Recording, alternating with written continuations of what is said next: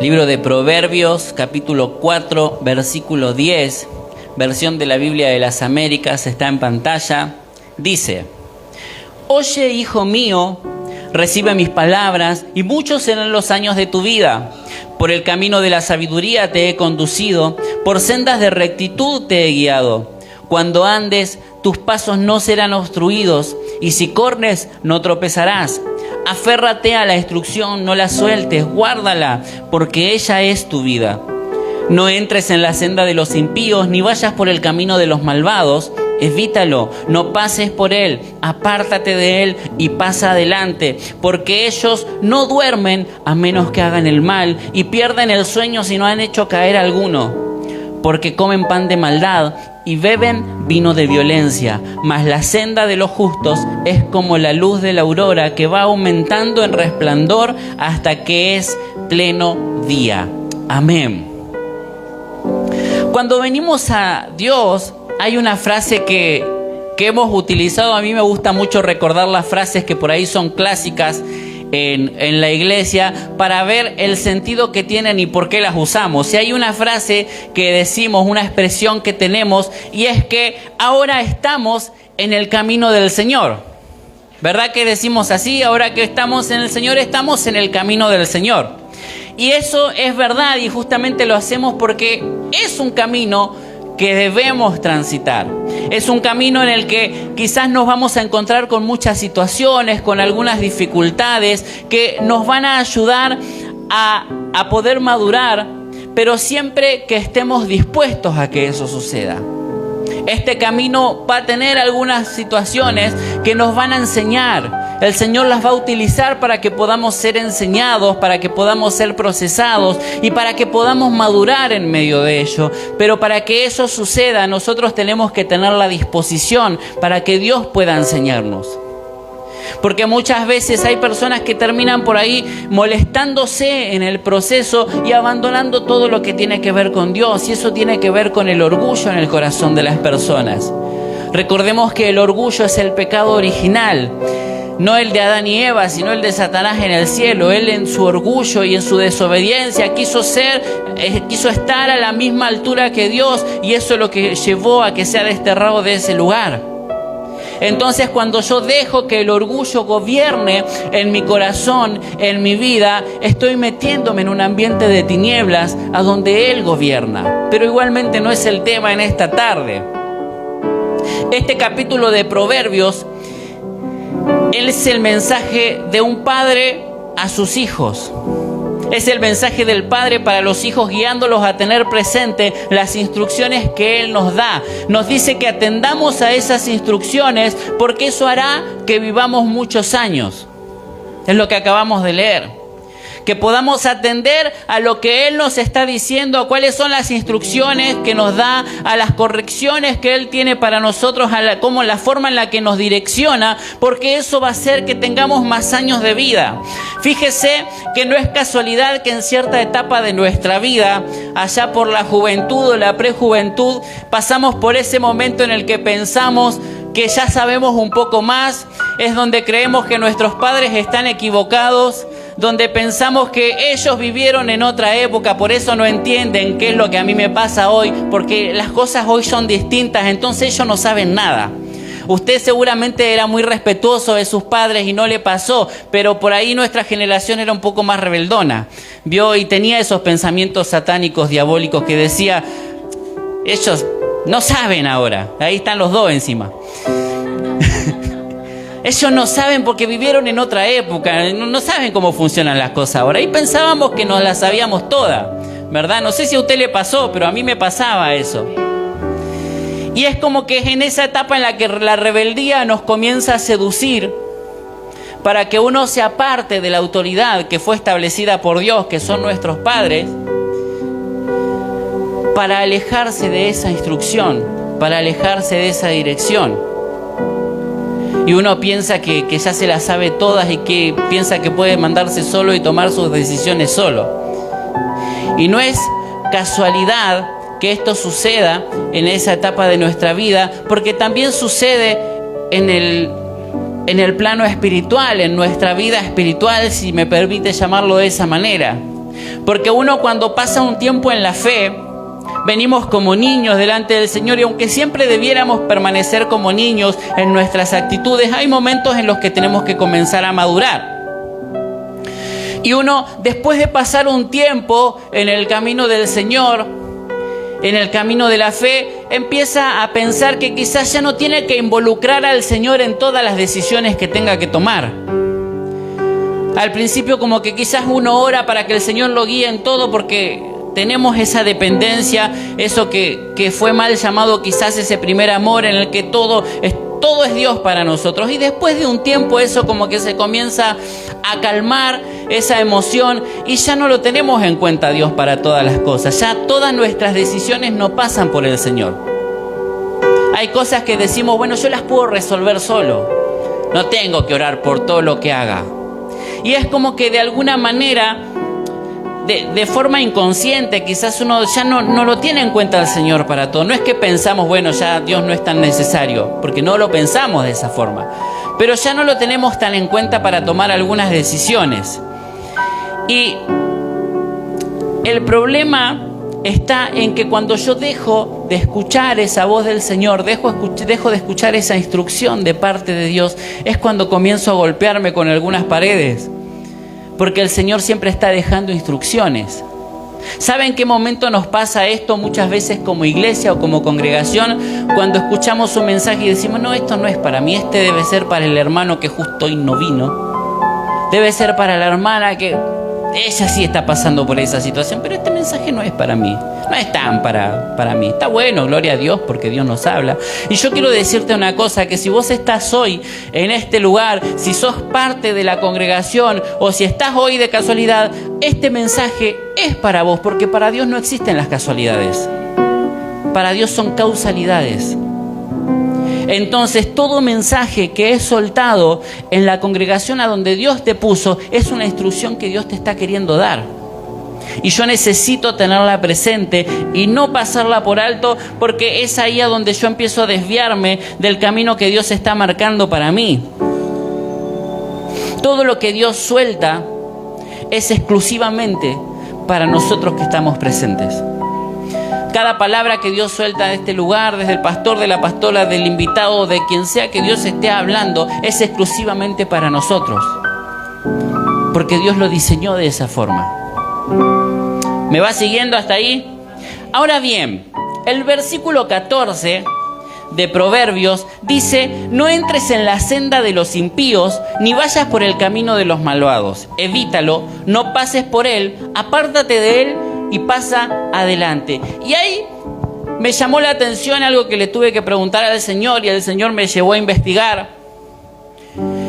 ¿Qué hace esa diferenciación? No sé si la palabra es correcta, si no la vamos a inventar hoy, entre impío y malvado. Quizás usted no, pero yo pensaba que el impío y el malvado eran la misma persona, que era lo mismo. Pero me encuentro acá en Proverbios, en el capítulo 4, en el versículo 14, que dice: no entres en la senda de los impíos, ni vayas por el camino de los malvados, como que son dos personas totalmente distintas. Entonces le empiezo a preguntar al Señor y empiezo a buscar con respecto a esto. Y resulta que el impío tiene que ver con alguien que está en contra de lo establecido por Dios. La palabra en hebreo para impío es rasha, R-A-S-H-A, que tiene que ver con un término jurídico de alguien que es acusado de incumplir la ley. También denota la categoría de personas que, habiendo cometido males, aún viven en pecado y están resueltos a seguir pecando. Este es el sentido general del término impío. Es una persona que sabe que está pecando, es una persona que sabe que está haciendo mal, pero no tiene pensado dejar de hacerlo. Tiene toda la intención de seguir viviendo una vida en pecado y una vida haciendo las cosas mal. Ese es un impío. Ahora, el malvado tiene que ver con alguien que busca hacer daño, que busca lastimar, que busca dañar a las personas. Pero también me encuentro que hay otra diferencia, marca otra diferencia la Escritura con respecto a senda y camino, que resulta que tampoco es lo mismo. Entonces, investigando un poco de esto, resulta que la senda tiene que ver con un camino que se fue formando de tanto andar por él.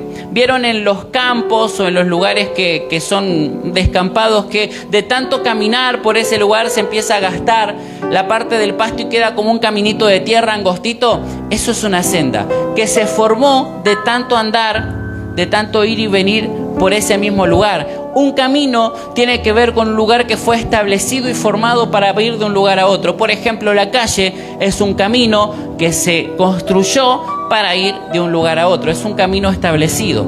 La senda es un lugar que se formó de tanto andar por ahí. Entonces, la senda del impío tiene que ver con un camino que fue formado por tanto andar en esa ilegalidad. ¿Me va entendiendo hasta ahí? Bien. Entonces, cuando dice que no entremos en la senda de los impíos, es que no comencemos a coquetear con romper la ley de Dios, que no comencemos a errar como pequeños actos inocentes, que no entremos en murmuraciones como quien tiene una conversación al pasar, que no nos metamos en esas cosas como quien no quiere la cosa, pero te empezamos a coquetear con cosas que no tienen que ver con Dios. Sabe que cuando éramos chicos, algo que mi madre siempre nos inculcó y nos repetía siempre es que nunca se tiene que hablar de los siervos de Dios. Y es algo que siempre rebotó en la cabeza, siempre me hizo ruido. Entonces, cuando yo por ahí tenía alguna discordia con mi pastor, que va a ver el video tal vez, cuando yo tenía algo, yo sabía que no podía hablar de él, porque tenía la instrucción que había sido marcada desde chico de que no se habla de los pastores. Que si el pastor comete un error, el Señor se va a encargar de él. Porque son personas que Dios estableció como autoridad. Ahora bien, en algún punto de la vida me encontré con personas de autoridad que, viendo yo que eran personas de autoridad, comentaban algunos desacuerdos de su pastor. Entonces, con un poco de miedo, vergüenza y quizás timidez por todo lo que yo sabía de que eso no se hacía, empecé a meterme en la conversación y a sumarme a esa crítica, y cada vez dolió menos. Cada vez me inquietó menos el poder hablar. Ya no me hacía el mismo ruido, porque ya me había metido en la conversación. Entonces, leyendo esto me doy cuenta de que sin querer, póngale sin querer, entre conversación y conversación me estaba metiendo en la senda del impío, comenzando a caminar por ese camino que se había formado de tanta crítica, de tanta murmuración, y en mi distracción, póngale, para hacerme el inocente, me terminé metiendo en la senda de murmuración, en la senda de nuestro corazón se comienza a endurecer, y lo que antes te hacía sentir mal porque había una convicción del Espíritu, cuando lo empezás a hacer se comienza a sentir menos grave, y el Espíritu se comienza a apagar, y cuando el Espíritu se comienza a apagar, pasás de la senda del impío, que es ese camino que se fue formando, al camino de los malvados. Y no estoy hablando de que la persona se convierte en una malvada, que es maligna, que tiene malas intenciones, que quiere destruir. No me refiero a eso, sino a ser una persona que se enfrió por meterse en otro camino y adentrarse en un lugar por simplemente haber dado algunos pasos en falso, por haber escuchado a personas que no tenía que escuchar, por haber metido en conversaciones que no se tenía que meter. El problema grande de Eva fue que escuchó a la serpiente más tiempo de la que la tenía que escuchar, y terminó metiéndose en su juego. Entonces, caminar, entrar por la senda de los impíos, tiene que ver con coquetear con algo que no me está edificando. Coquetear con algo que no viene de parte de Dios, que puede ser una conversación inocente. Muchas veces hemos enseñado esto, que a veces por no ofender a otra persona, porque todos sabemos que no está bien criticar, y no solo a los pastores, sino a los hermanos, no está bien. Pero por ahí tenemos un hermano que medio que se está desahogando y lo escuchamos y le prestamos el oído, y nos da vergüenza medio que sentarnos, de decirle, flaco, no hables más porque no está bien, y por ahí como para no ofenderlo lo dejamos hablar y decir, bueno, ya está, no pasa nada. Pero eso que te sembró comienza a contaminar y comienza a meterte en esa senda de los impíos. solo por haber prestado el oído. ¿Sabe que la palabra santidad tiene que ver con ser apartado? La palabra santidad significa apartado. Yo aparto mi vida para Dios. No es que soy un santurrón y que voy a vivir en una burbuja y que nadie me toque para que no me manche la unción, sino que yo hay cosas que las tengo que apartar, porque me he apartado para el Señor. Hay cosas que mis ojos ya no tienen que ver. Hay palabras que mi boca ya no la tiene que decir. Hay cosas que mis oídos ya no la tienen que escuchar, porque me he apartado para el Señor. No tiene que ver con una vida legalista, ni tiene que ver con nada de eso, porque entiendo que hay cosas que contaminan y que terminan enfriando mi corazón por haberle metido cosas que no les tenía que meter. ¿Qué dice la Biblia en el versículo 15? Evítalo, no pases por él, apártate de él y pasa adelante, porque ellos no duermen a menos que hagan el mal y pierden el sueño si no han hecho caer a alguno, porque comen pan de maldad y beben vino de violencia. El infierno es el que diseñó estas sendas, no las personas. El infierno es el que pasa una y otra vez buscando a ver a quién puede meter en esta senda para contaminarle el corazón. El infierno es ese que no duerme a menos que haga mal y pierde el sueño si no hace caer a alguno. Y es el que busca arrastrarnos y desviarnos para que nos metamos en esa senda. Por eso debemos evitar cualquier mínimo indicio de desviación. Por eso es que debo evitar cualquier indicio que me lleve a alejarme de lo que Dios marcó. Debo recordar y hacer carne cada instrucción que Dios me dio. Por eso decía hoy que toda palabra que Dios habla es una instrucción que yo debo llevar a cabo. Cada palabra que Dios soltó es una instrucción que dejó para mí, para que yo la comience a practicar, para que yo la comience a trabajar. Y luego en el versículo 18 dice: mas la senda de los justos es como la luz de la aurora, que va aumentando en resplandor hasta que es pleno día. El camino del Señor también es una senda.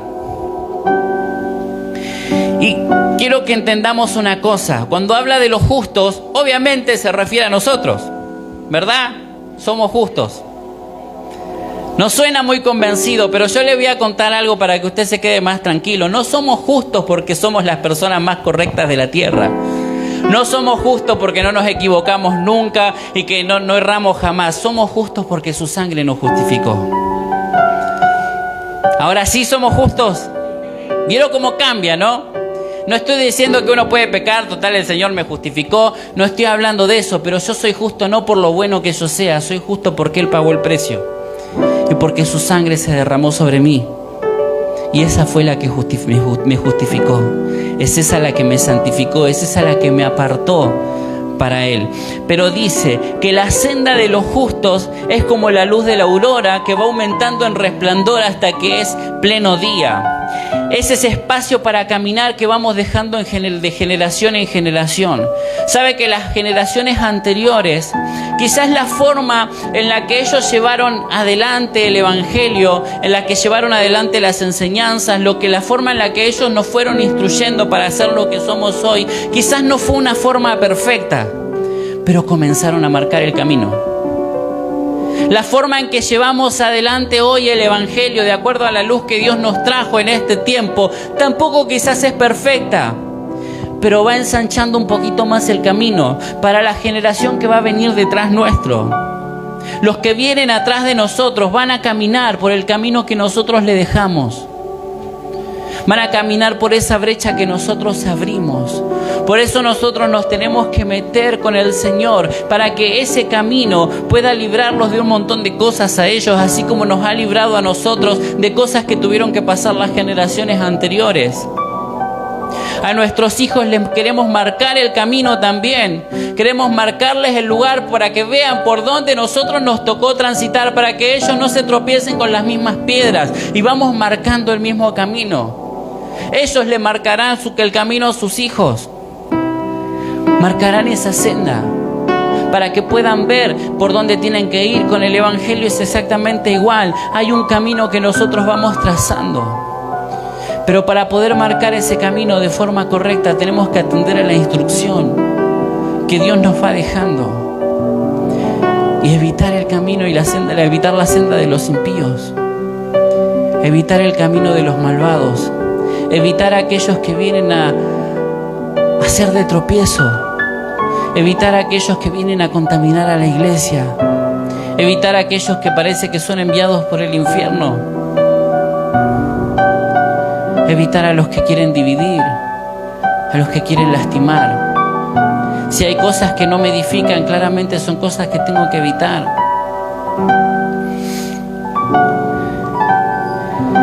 Nuestro caminar con Dios es esa senda. Pero para que esa senda se forme, necesita procesos para hacerse perfecta. Necesitamos de los procesos para llegar a la meta. Son parte de la vida, son parte de nuestro caminar. Los procesos son los que nos llevan a madurar. Los procesos son los que nos llevan a entender, a conocer más al Señor.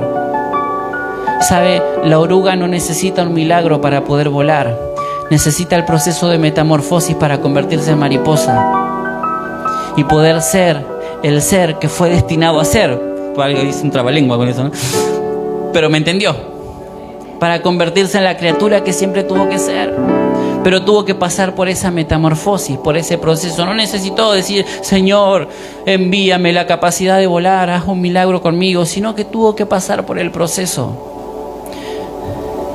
Los procesos te transforman, te perfeccionan, pero depende del lugar en el que estemos caminando para producir la transformación correcta.